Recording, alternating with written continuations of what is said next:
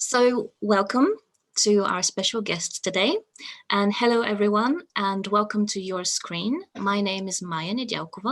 I come from the School of Arts, the film department at Oxford Brookes University in the UK, and I am delighted today to be talking to Mina Mileva and Vesela Kazakova, who are directors of the film Cat in the Wall. The film is available to be rented at yourscreen.net until the 31st of March, and I highly recommend it. So welcome both, welcome to YourScreen. Thank you for taking the time to speak with me, and congratulations on your debut feature film, Cat in the Wall. Tell me a little bit more about how you came up with the idea for it. Pleased to meet you, Maya. We're very nicely surprised to talk to you as a specialist in Bulgarian cinema. And maybe not only Bulgarian maybe cinema. not only Bulgarian.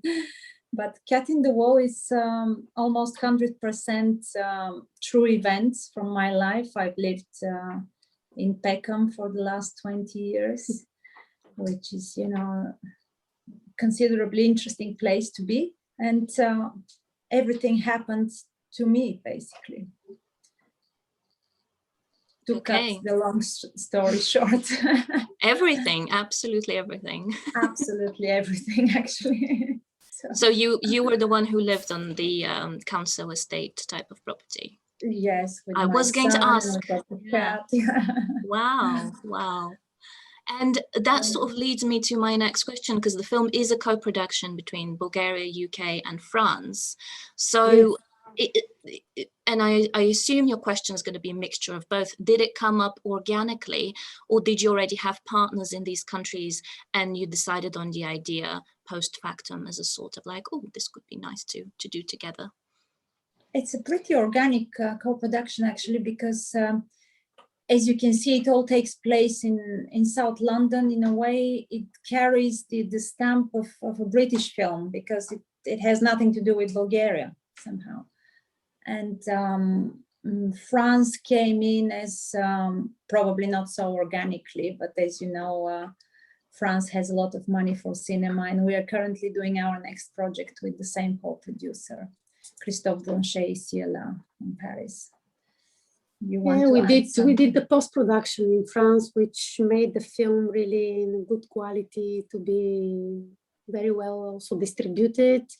And it's good that you mentioned co-production, because it's really Bulgaria working with two really big countries like UK and France. And with this cat, we had such luck to work with our co-producers.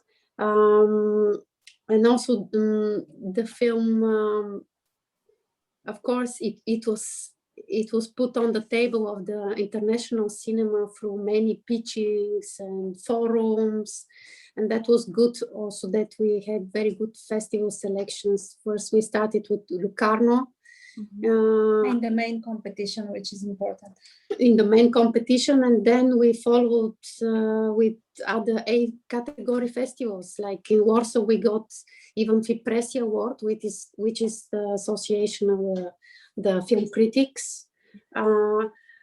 It's amazing that the critics like the film, because maybe they found it really very current and also very like organic to what is happening nowadays. And that was our main goal when we started doing the film, that okay, everything happened to Mina, but the main question is why it happened. Mm-hmm. And co-production makes a low budget film possible, really.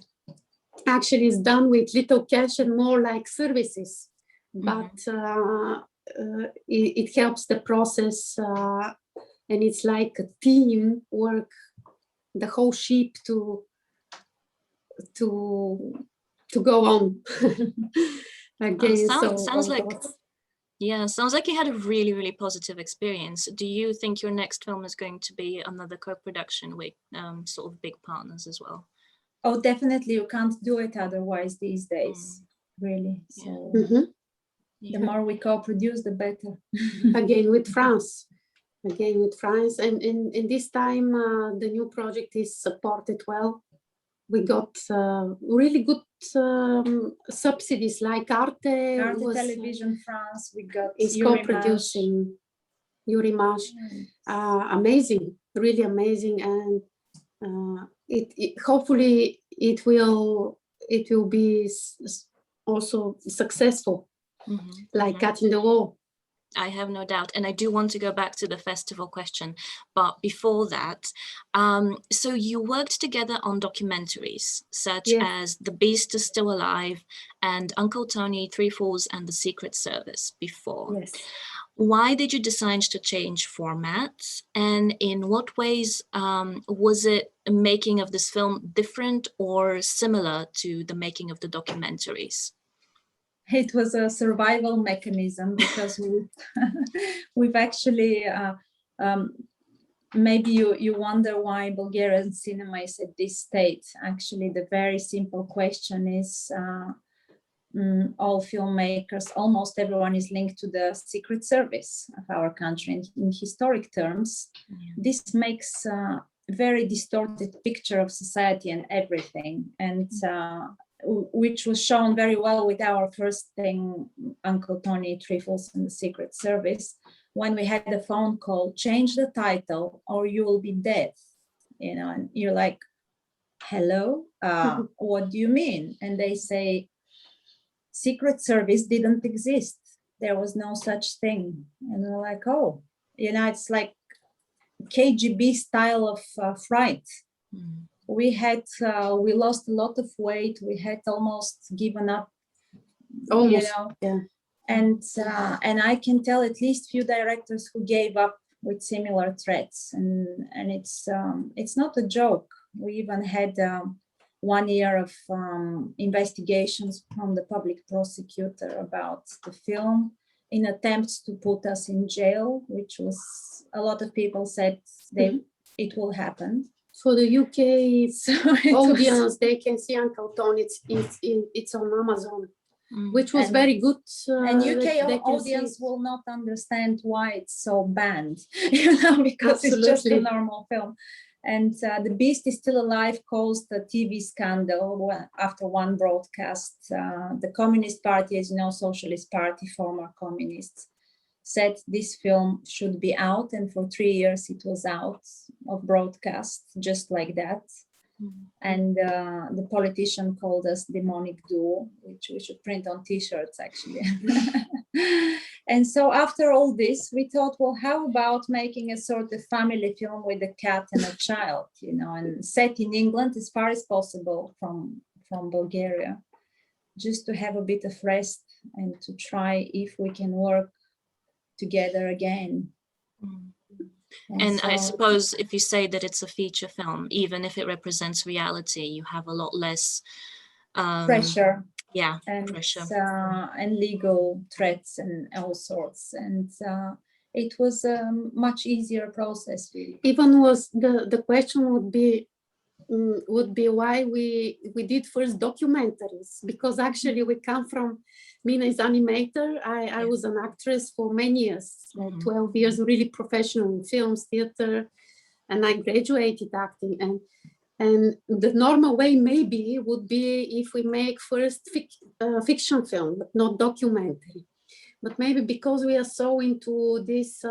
engaged with society and engaged with topics. And so we think cinema should represent the reality, the current affairs. And sometimes maybe the documentary is even harder than fiction film in another way, because you are going to this reality and you start filming and then you have a lot of surprises. Then you have to be ready for everything. With fiction film, it's much easier. Then you have the cast, you have kind of you have a preparation and you are secure to do the film. Of course, it depends on you how to make it, and to keep the energy and to grab the attention and also to put magic in the film. But it's the documentary is really tough. Maybe one day we'll come back to the documentary because we think of this trilogy. Okay, we did Uncle Tony, then we did The Beast is Still Alive. What be the next? Maybe just does close. Secret Service really existed in Bulgaria? Did it exist in Bulgaria or not? This Secret Service continues to put have us a in shadow, lots of thinking, and there are many things that maybe we would again will say to the world with a film, whatever it is. Yeah. And your character in Cat in the Wall, she mentions that sort of in passing, why she moved from Bulgaria to the UK, because she believed that there's a more fair treatment of someone who wants to work hard. She doesn't want to take shortcuts or use connections and that sort of thing. So I suppose that links me to a question about life between the East and the West, because Bulgaria is on the southeastern border between Europe and Asia, and then UK is furthest away on the west shores, and used to be a west border of the EU, and is no longer after Brexit.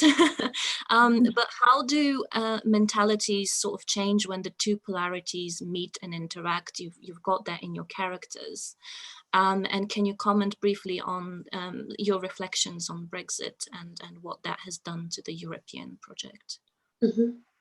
It's interesting, the question of mentality, because it's obviously I've adopted, I love Britain and all the attitudes and everything, and going back to Bulgaria obviously was a bit harder for me, because I tend to speak freely and to interrupt people, and Vesela says, okay, don't interrupt now, because we listen to each other, and you don't make jokes, inappropriate jokes or bizarre jokes, which are quite acceptable in the UK somehow. People tolerate strangeness, and in that sense I don't know what we're gonna do now with Brexit, and I hope things will normalize, really. We had a discussion about Cat in the Wall in Bulgaria, and we found out that they can't even in the Bulgarian audience, they hardly catch they don't get it, basically. That's why they don't get it so clearly as somebody who is living there, who has a UK experience of some sort, who knows what is a leaseholder to start with. It's a very particular problem. It's not they thought after the film, they said, we'll never immigrate. But it's like we don't want to show, don't go to UK, don't immigrate. It was not our intention. We think the immigration before that was like economical immigration, that you would like to find a job, that you can be a little bit healthy, not healthy, wealthy, also healthy, and it will be a chance in your life to achieve something. But nowadays we think we are more into escaping our country because of also the mentality, also this mentality migrants, as opposed to economic migrants. And it's true that you've gone through this communism, which is socialism in our case, that it's still there, and it's still very uncomfortable for many people to live in such. I mean, look at it. Maria Bakalova was nominated for an Oscar. At home, she was called a whore by her professor. And this professor was then defended by another professor, all of which are agents for the Secret Service agents. Yes. And so it's like, okay, these guys were Secret Service agents, but why do you give them the microphone? Why do you give them the prime time? It's okay, nobody's hating them or anything, but just why do they always speak on TV? Always them. And why do they have the moral authority to call anyone anything? Yeah, that's a good question. And you mentioned a couple of times that you see the film as quite British, and audiences, and I suppose international and festival audiences relate to it better than necessarily audiences in Bulgaria. Chris and I have spoken about your style, and we've sort of talked about comparisons to Ken Loach. But I think, personally, you have a little bit more poeticism in your work. It's a little bit more. So was this comparison intentional? Was he an inspiration for you? And how would you define your visual style? We could only be very grateful for this comparison, which was made at the world premiere in Locarno by Swiss and German critics. And we don't dare to accept it or to wave the flag. But of course, Ken Loach is a massive inspiration for anyone, any filmmaker, I think. Yeah, and maybe this documentary style of the film, it came from maybe from the block, from the set. And also you put the actors there, but they won't be so natural if they are just in some location which doesn't work so powerful as it is. But also as authors, our need to be raw and authentic and to be truthful, it also plays a role in this attempt to be a bit like Ken Loach, probably. And you mentioned your work with actors as well. Am I correct in thinking that you have a mixture of professionals and non-professional actors? And can you tell me a little bit more about your work with them? And Vesela, you're an actress, so it will be interesting to know whether that has informed your directing style a little bit. Sometimes I really admire Mina when she directs the actors, because as an actress, I was always afraid not to push them a lot and not to criticize them, or just to say my opinion, just to leave them more free in front of the camera. And maybe this acting experience helped because of the energy, mainly, not only because we are directors and we are staying and we give orders. And it's like it's an interesting process also for the casting, because you feel that this is the character, and if they fit very well, and in our case they fit really well into the story, you underestimate it a little bit. I think only thanks to you we've had such profound actors trust us. For example, we had amazing British actress who came to the casting, and she immediately said, "Vesela, you're an actress, I trust you." You know, it's the actor's intuition. You can't copy it or replace it. I couldn't have done anything alone. And also maybe understanding the acting profession, it helps, because they can trust you and they can say, okay, now it's difficult, I can't do it, or I need help here or there. And they're not afraid. This is very important. Yes. Also with Irina Atanasova being a debut actress, she would really trust Vesela, because she would know she's in safe hands. She was asking one day, we were traveling from one place to another to take the boy, because he was living a bit far. And she said, look, I've never been in front of camera. I'm so afraid. Is there any rule? And I said, look, is there only one? And she said, oh, what is this if it's only one? And I said, just if you want to do something, you do it from 1 to B, and you don't go to C or D. Just don't go directly to the task. And she said, such a thing. And I said, yes, if you want to just grab your tea, you grab your tea and you drink. And that's the only rule in the cinema. Because if you make it like maybe here or there, it doesn't work. If you hesitate. We should say a few words about the British actors who helped us a lot. And in fact, some of them appear as non-actors, but they are actors. And it was so incredible to work with these people, with Gilda Waugh, with Chinwe Nukolo, with John Join Impeng. And these guys just facilitate, they just make such comfortable working process with their understanding of cinema and their lack of restrictions. For example, back home in Bulgaria, there are a lot of restrictions people impose on the process. Whereas these colleagues, these actors, immediately understood what we are trying to do. We are incredibly grateful to all of They them. match together very well, and the argument between them, even it won't happen if they don't like each other.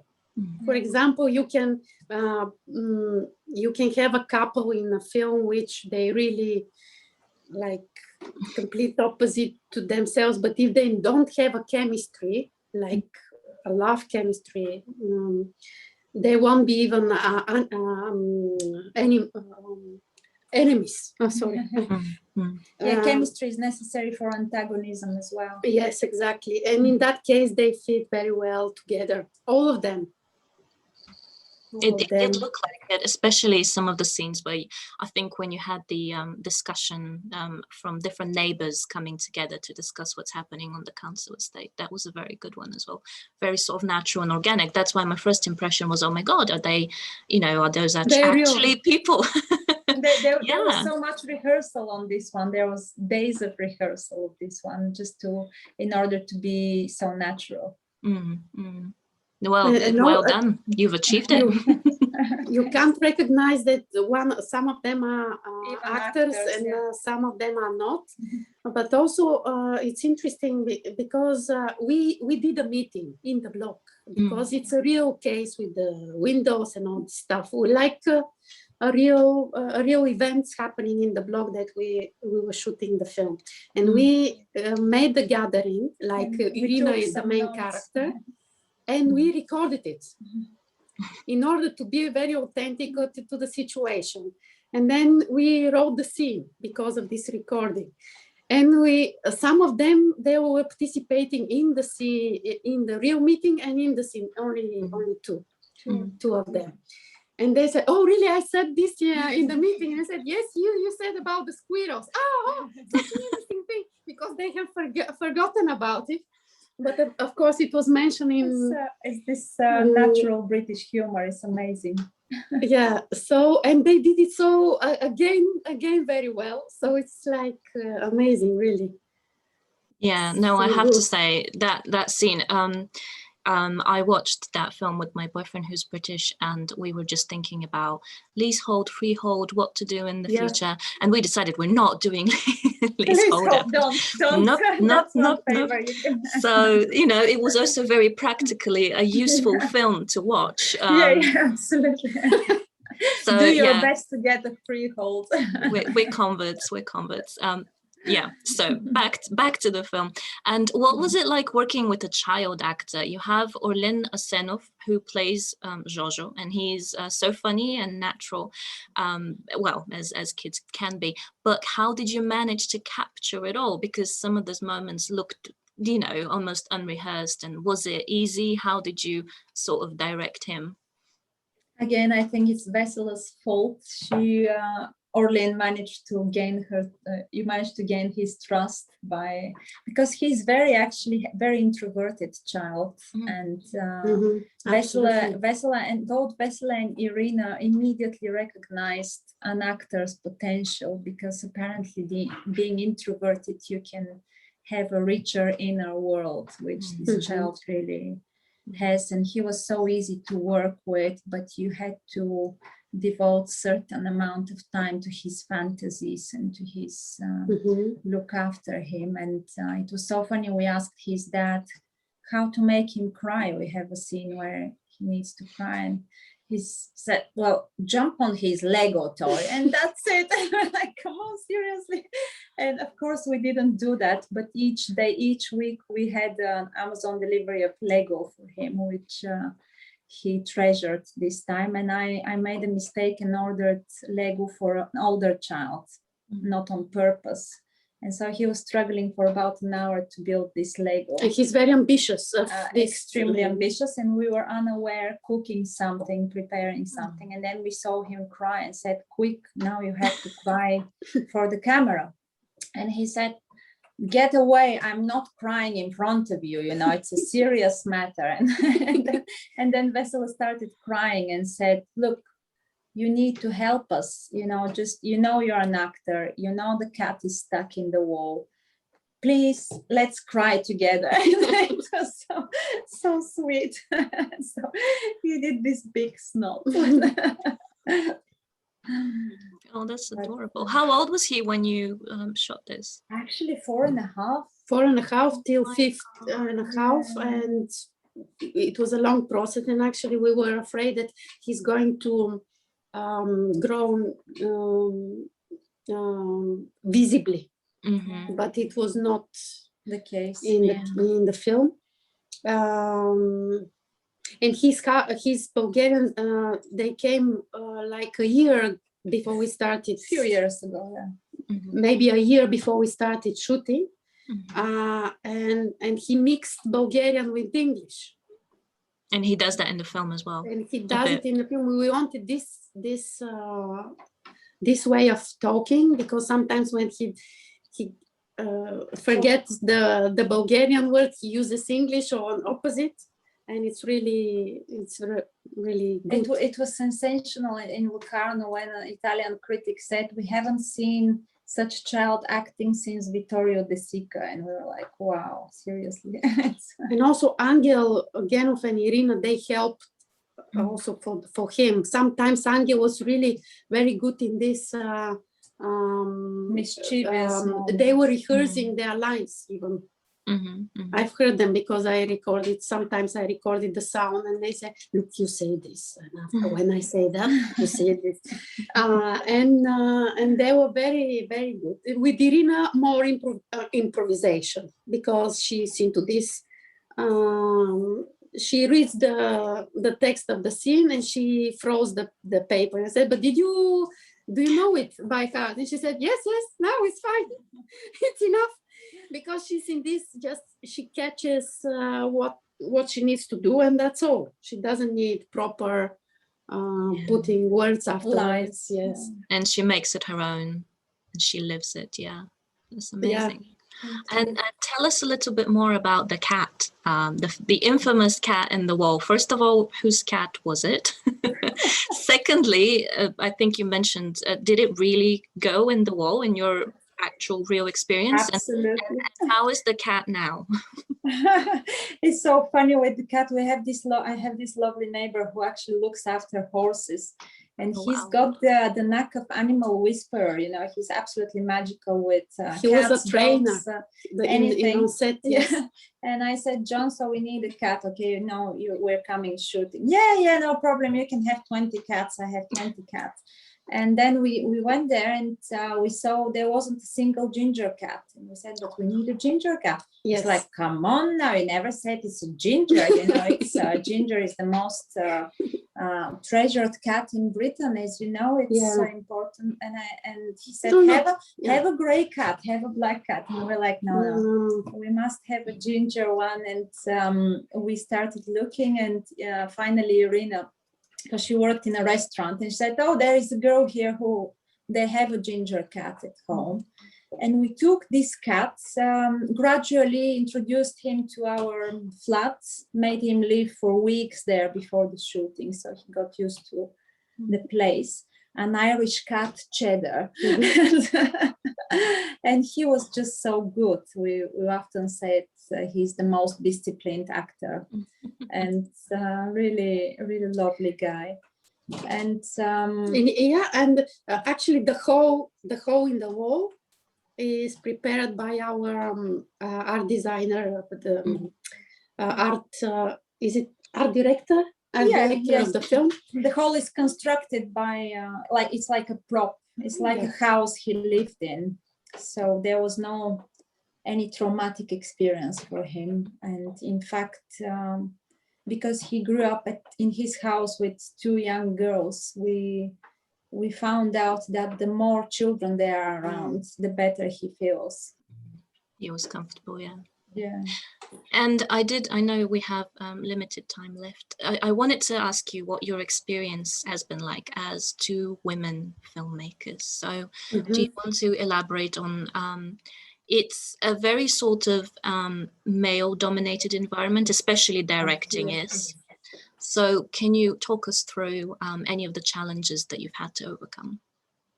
There is just one simple answer, that we're two. If it was one of us, that's it, forget about it. Because so many times we've had guys come to say, this is not how it's done properly. And we're like, guys, you have your logic, we have our logic. I mean, stop it with this logical business, with this technical business. So it is reality. It's really hard to be a single woman director. But if you're a double woman director, then it's fine. You become an army. And it's true that that maybe the trust of woman director is not so big, because you see, just they are not, maybe they're afraid if you know the stuff and you can do it. And we are actually very well organized, because she covers one thing, I cover other things, and on set everybody's kind of secure. Sometimes I'm more bossy, she is more like a calm, like and it's complicated. It's complicated work, and the trust came later, actually. And also from the whole crew. For example, sometimes they don't get if it's a political message, social message, or it's a comedy or this or that, because we miss everything. And they say, and it's like it's complicated for them to get what we actually want. And when they see it, they say, oh my God, it's so strong. We didn't imagine it would be so good.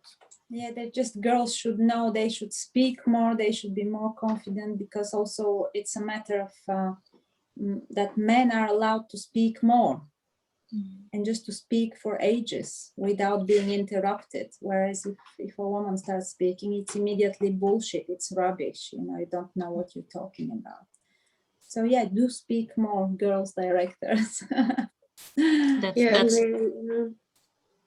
Sorry, you were saying. Yeah, with confidence as well, because you can see that they are shy to say their opinion in order just not to interrupt somebody, or it's a lot of training of character that you need to have.